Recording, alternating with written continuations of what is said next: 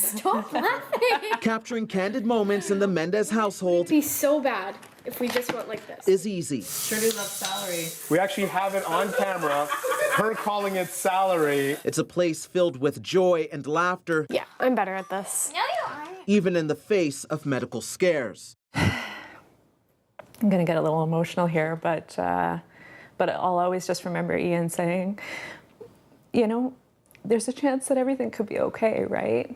How big your eyes are there. A scrapbook of eldest daughter Elissa's life It was a lot of work getting you in and out of that little snowsuit.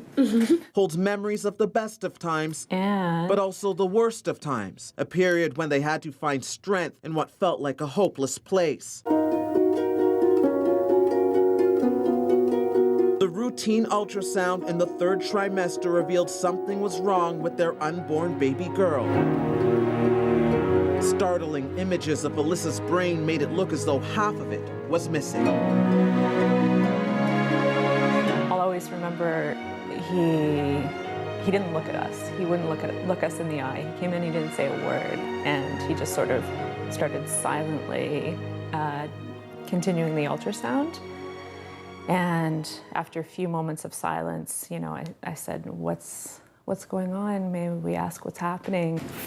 Doctors weren't getting the perfect picture of health they wanted. Finding a cyst on her brain, they would eventually conclude Elissa had hydrocephalus. In other words, a buildup of fluid inside her tiny head. This child is no bigger than a loaf of bread. It's a little baby and you're handing it over to a doctor who says, I think you need to do brain surgery. Sometimes people have headaches, sometimes they have nausea and vomiting, sometimes they're very sleepy, and that means that you have to get it addressed. Left untreated, the outcome is severe disability, even death. Elissa's first surgery was at 9 days old. Several more would follow in the months to come.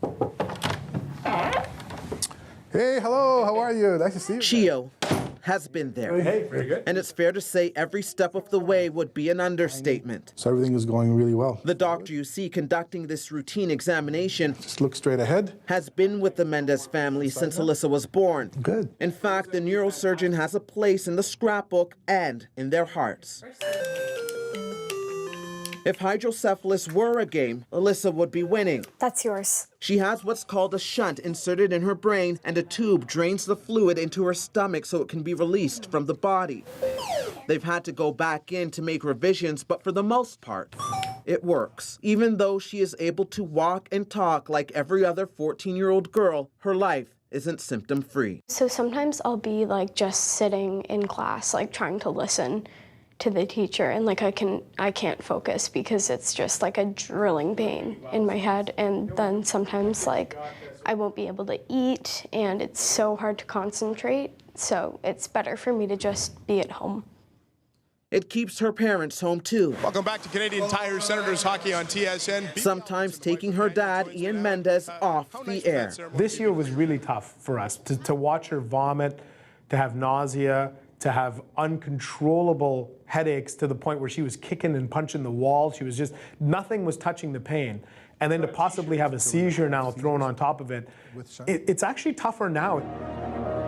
Yet, in a family of 4 as close as this one, My sister was the first one to like run into the room when I had my seizure, and she's always been like there for me. There we go. they say the doctors, the nurses, and staff at CHEO make it that much easier.